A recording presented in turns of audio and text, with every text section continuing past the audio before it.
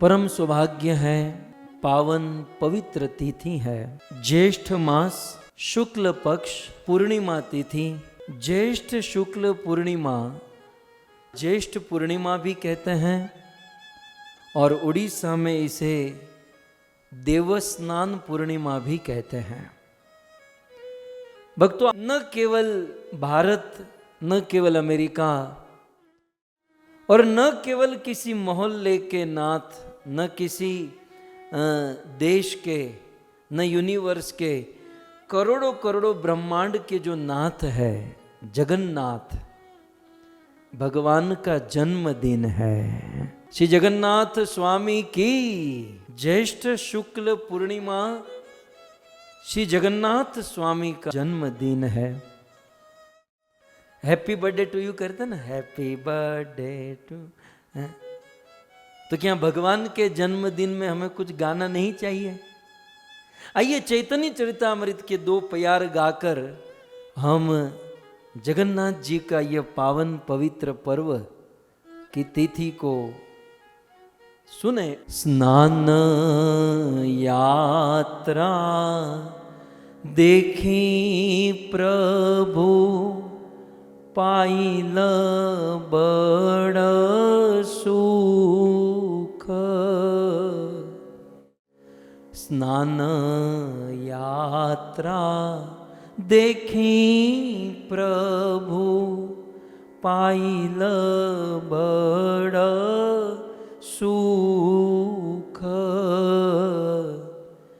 ईश्वरे अनवसरे pile महादुख।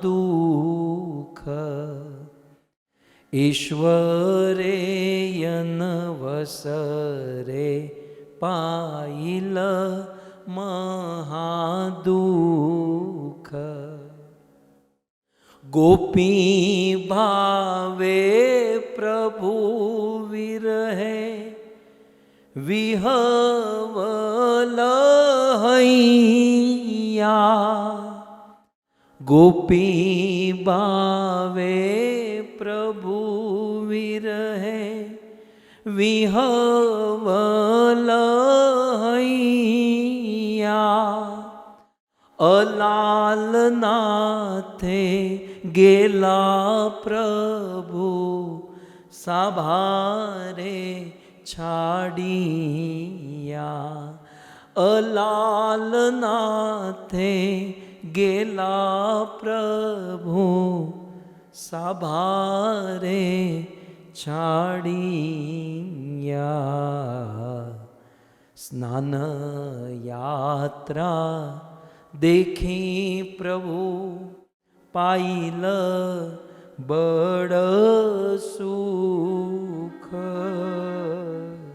Shri Jagannath स्वामी का, भगवान जगन्नाथ का प्राकट्य दिन है, भगवान जगन्नाथ जन्म दिन है। और जैसे जैसे भगवान कृष्ण का जन्म होता है और हम अभिषेक करते हैं, जैसे भगवान रामचंद्र का जन्म होता है हम अभिषेक करते हैं, वैसे जगन्नाथ जी का जन्मदिन ज्येष्ठ शुक्ल पूर्णिमा, देवस्नान पूर्णिमा, जगन्नाथ जी प्रकट हुए और जगन्नाथ जी को बहुत सुंदर स्नान कराया जाता है। वैसे तो भगवान सब जगह पर है, हरि व्यापक सर्वत्र समाना। वैसे तो हरि भगवान कृष्ण सब जगह पर व्याप्त है, परंतु कलयुग में भगवान श्री कृष्ण प्रकट रूप से एक और मात्र एक जगन्नाथपुरी में प्रकट है। श्री जगन्नाथपुरी में दारू ब्रह्म के रूप में श्री जगन्नाथ जी उपस्थित होकर संसार के जीव का कल्याण करते हैं। और इसीलिए श्री चैतन्य महाप्रभु संन्यास लेकर पूरा भारत उनके सामने था, लेकिन अन्य कहीं न जाकर श्री चैतन्य महाप्रभु जगन्नाथपुरी में रहे। सो कलयुग के ईश्वर, कलयुग के भगवान प्रकट रूप से कृष्ण जहाँ उपस्थित हैं, ऐसे जगन्नाथपुरी में श्री जगन्नाथ जी का प्राकट्य दिन।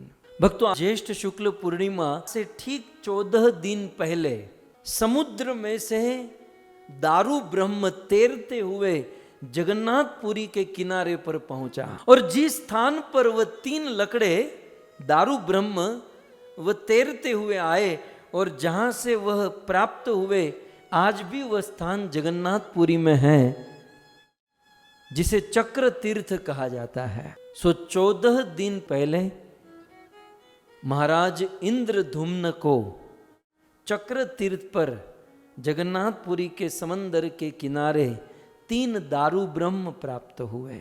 अब दारू के भी 2 अर्थ है, लेकिन यहां पर दारू शब्द संस्कृत शब्द है, और दा धातु एक तो खंडने अर्थ है, खंडन के अर्थ में है, और दा धातु एक ददाती देने के अर्थ में है। स्कंद पुराण में जगन्नाथपुरी की महिमा, जगन्नाथ जी की महिमा बड़े विस्तार से बताई गई। तो वहां स्कंद पुराण में वेदव्यास मुनि लिखते हैं दारू शब्द का अर्थ क्या है, क्योंकि जगन्नाथ जी दारू ब्रह्म है ना। सो दारू शब्द का अर्थ करते हुए स्कंद में श्री व्यास मुनि ने कहा, खंडयति सर्व दुखा नाम अखंड आनंद दायति। एक बात तो हमें समझनी है कि खंडयति सर्व दुखा नाम, जहां खंडन होता है, खंडन माने किसी की बात का खंडन करना, किसी की युक्ति का खंडन करना, खंडन माने तोड़ना, काटना, छूटना। तो जहां तोड़ा जाता है, जिसको खंडन माने अलग किया जाता है, जो अलग होता है, जो टूटता है, जो भिन्न होता है, सर्व दुखा नाम, वहां सभी प्रकार के दुख होंगे। खंडयति, जहां खंडन है वहां दुख है। फिर 2 मित्र के बीच में खंडन हो जाए, पति पत्नी के बीच में खंडन हो जाए, बाप बेटे के बीच में खंडन हो जाए, समाज में, परिवार में, कुटुंब में, गुरु शिष्य में, भक्तों के समाज में, जहां खंडन की बात आई, जहां तोड़ने की बात आई, वहां सदैव दुख पाओगे। तो स्कंद पुराण में व्यास मुनि लिखते हैं, खंडयति सर्व दुखा नाम और अखंड आनंद दायति। और जहां अखंड, जहां जोड़ने की बात होती है ना, 2 परिवार को जोड़ने की बात, 2 भक्त को जोड़ने की बात, 2 जीव को जोड़ने की बात जहां होती है, वहां आनंद दायति, वहां आनंद ही आनंद होता है। तस्मात दारू इति प्रोक्त, ये दारू जो है वो जोड़ने का काम करता है, और इसलिए दारू माने जोड़ना, दारू माने देना, शब्द ब्रह्म विधीयते। सो जो जोड़ता है, जो प्रदान करता है, उसे दारू ब्रह्म कहा जाता है। और ज्येष्ठ पूर्णिमा, ज्येष्ठ शुक्ल पूर्णिमा के ठीक 14 दिन पहले महाराज इंद्रदुम्न, जगन्नाथपुरी के राजा जो वहाँ उपस्थित थे, वह दारू ब्रह्म आए और दारू ब्रह्म उठाकर वे अपने वहाँ लेकर गए। और फिर स्वर्ग के शिल्पकार विश्वकर्मा एक वृद्ध ब्राह्मण का रूप लेकर, बिल्कुल वृद्ध, मरणासन स्थिति को प्राप्त ऐसे एक बूढ़े का रूप लेकर विश्वकर्मा आए, और उन्होंने कहा कि मैं इन दारू ब्रह्म से, इन लकड़े से भगवान के विग्रह को बना दूंगा, लेकिन मुझे 21 दिन का समय चाहिए, और 21 दिन तक खाने पीने की व्यवस्था एक कमरे में कर दो, मैं अपने आप भोजन कर लूंगा, और 21 दिन के बाद आपको भगवान का विग्रह तैयार मिलेगा। भोजन की व्यवस्था हो गई, वह तीनों काष्ठ दारू ब्रह्म रख दिए, और स्वर्ग के शिल्पकार श्री विश्वकर्मा अपना काम शुरू किए। शुरुआत के दिनों में तो वो कार्विंग की आवाज़ आती थी, लेकिन महाराज इंद्रद्युम्न ने देखा कि 10 दिन, 11 दिन, 12वें दिन वो आवाज आनी बंद हो गई। महाराज इंद्रद्युम्न रह नहीं पाए, वो मन ही मन में सोचने के कहीं वो बूढ़ा मर तो नहीं गया, कहीं मेरा काम अधूरा तो नहीं रह गया। 13वें दिन आवाज नहीं आई और 14वें दिन तो इंद्रद्युम्न बड़े व्याकुल हुए और 14वें दिन महाराज इंद्रद्युम्न ने वह दरवाजा खोल दिया। यद्यपि मना किया था, 21वें दिन खोलने को कहा था, लेकिन 14वें दिन वह दरवाजा, ज्येष्ठ शुक्ल पूर्णिमा को दरवाजा खोला तो देखा कि जगन्नाथ जी का विग्रह उनके सामने प्रकट है। महाराज इंद्रद्युम्न प्रसन्न हो गए, लेकिन निकट जाकर देखे तो वो शिल्पकार नहीं था और भगवान के विग्रह को देखे तो भगवान का हाथ अधूरा, भगवान के चरण नहीं। महाराज इंद्रद्युम्न अफसोस करने लगे कि मेरी शीघ्रता के कारण, मेरी अधीरता के कारण 21 दिन के पहले मैंने 14वें दिन ये द्वार खोल दिया, मेरे भगवान का विग्रह अधूरा रह गया, प्रभु का हाथ ठीक से नहीं बन पाया, प्रभु के चरण नहीं बन पाए। महाराज इंद्रद्युम्न बड़े व्याकुल और यहां तक महाराज इंद्रद्युम्न आत्महत्या करने के लिए तैयार हो गए कि मैंने भगवान का अपराध किया है, ये मूर्ति अधूरी रह गई, अफसोस, आत्महत्या।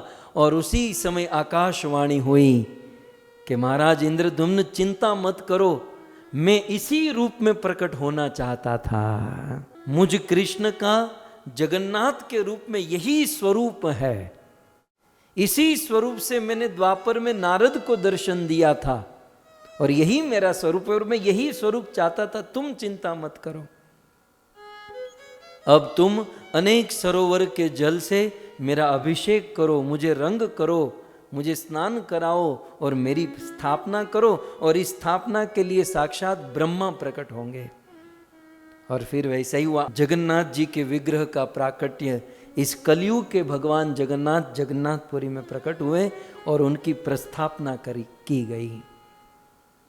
और फिर सदियों से महाराज इंद्रद्युम्न के समय से ज्येष्ठ शुक्ल पूर्णिमा के दिन देव पूर्णिमा, देवस्नान पूर्णिमा मनाई जाती है, जगन्नाथ जी का जन्मदिन मनाया जाता है। खैर सांसारिक जीवों के लिए तो रथ यात्रा जगन्नाथ जी का जन्मदिन है, क्योंकि वो मंदिर नहीं जाते, भगवान उनके घर जाते तो वो रथ यात्रा को महानता देते हैं, लेकिन मूल रूप से जगन्नाथ जी आज प्रकट हुए। और फिर प्रति वर्ष ज्येष्ठ शुक्ल पूर्णिमा के दिन जगन्नाथ जी को स्नान कराया जाता है। जगन्नाथ जी को स्नान करने के लिए जगन्नाथ जी का जो मुख्य मंडप है, जगन्नाथ जी की जो मुख्य बेदी है जहां पर वो विराजते हैं, वहां से उनको स्नान मंडप में लाया जाता है, मतलब थोड़ा सा आगे लाया जाता है। और जब अपने स्थान से उतरकर स्नान मंडप में जगन्नाथ जी आते हैं तो जगन्नाथ जी लड़खड़ाते हुए चलते हैं। गजराज हाथी मतवाला नहीं चलता, वैसे जगन्नाथ जी हैं। और इसे भी एक उत्सव माना गया, इसे पांडु विजय उत्सव कहते हैं। हालांकि मुख्य रूप से पांडु विजय उत्सव रथ यात्रा के दिन होता है। मंदिर जगन्नाथ की बेदी से लेकर रथ तक बहुत लंबा चौड़ा पांडु विजय उत्सव होता है, लेकिन स्नान यात्रा के दिन भी मुख्य मंडप से स्नान मंडप पर लाने के लिए यह पांडु विजय उत्सव मनाया जाता है। वैसे ये पांडु विजय उत्सव उड़िया शब्द है और शुद्ध भाषा में, उड़िया भाषा में इसे पांडी उत्सव कहा जाता है। पांडी ये उड़िया शब्द है। पांडी शब्द जो है इसका वास्तविक अर्थ क्या होगा? आपके घर में छोटे छोटे बच्चे हैं, होंगे ही, आपको अनुभव होगा। जब छोटे छोटे बच्चे होते हैं, फिर जब वो चलना नहीं सीखे तो उसके माता पिता क्या करते हैं या उनके दादा दादी क्या करते हैं, उस बच्चों के हाथ को पकड़ते हैं या अपनी उंगली बच्चों के हाथ से पकड़वाते हैं और फिर धीरे धीरे बच्चे को चलाते हैं। और जब वो बच्चा शुरू में चलना सीखता है तो सीधा थोड़ी चलता है, वो लड़खड़ाते हुए चलता है। वो माँ बाप उनकी उंगली पकड़ते हैं और वो बच्चा लड़खड़ाते हुए चलता है। આપણે ગુજરાતીમાં એને કે ડગ ડગ ડગ ડગ ડગ ડગ કરે ને, ડગ ડગ રખते हैं वो बच्चा ऐसे। तो बस उसी को उड़िया भाषा में पांडी कहते हैं। और जब जगन्नाथ जी को रथ पर या मुख्य मंडप से स्नान मंडप में लाया जाता है तो जगन्नाथ जी भी सीधे नहीं चलते हैं, वो लड़खड़ाते हुए चलते हैं। और बच्चों की तरह लड़खड़ाते हुए चलना उसे पांडी कहते हैं। और फिर उसी को पांडु विजय उत्सव नाम दिया गया है। ये तो हुआ अर्थ। इसके पीछे भाव क्या है? इसके पीछे भाव ये है कि रथ यात्रा माने श्रीमती राधा रानी कुरुक्षेत्र में आए हुए कृष्ण को ब्रज में लेकर जाना चाहती हैं। और राधा के विरह में कृष्ण मतवाले से हो चुके हैं। राधा विरह रूपी मदिरा कृष्ण को चढ़ गई है। जैसे आजकल वो शराब चढ़ जाती है ना, तो आदमी कंट्रोल नहीं रहता, वो लड़खड़ाते हुए चलता है। तो राधा विरह रूपी मदिरा में मदमस्त मतवाले होने के कारण कृष्ण डोलते हुए चलते हैं। और उसी भाव में जगन्नाथ जी को डोलाया जाता है, जिसे पांडु विजय उत्सव कहते हैं, जिसकी झलक आपको देखने मिलती है। और फिर ठीक 10 दिन के बाद रथ यात्रा के दिन इसकी झलक आपको देखने मिलेगी, 15 दिन के बाद। सो इस प्रकार से बहुत सुंदर मुख्य मंडप से स्नान मंडप में लाकर फिर जगन्नाथ जी का अभिषेक होता है। ये अभिषेक जो है ना, हमारे जगन्नाथपुरी में जगन्नाथ जी के मंदिर में जाओगे तो अश्व द्वार के पीछे एक सोन कुआं है। और ये सोन कुएं को साल में एक ही बार खोला जाता है। जगन्नाथ का स्पेशल अपना कुआं है। मतलब वो बंदा केवल जगन्नाथ ही उसमें से काम होगा और किसी का नहीं।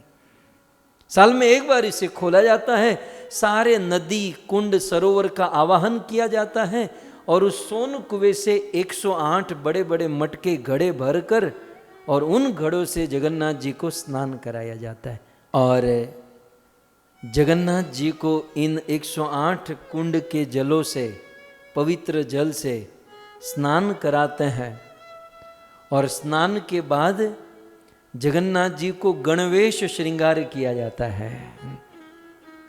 गणवेश श्रृंगार माने स्नान के बाद जगन्नाथ जी को गणेश जी का श्रृंगार किया जाता है। जगन्नाथ जी को गणेश जी का रूप दिया जाता है।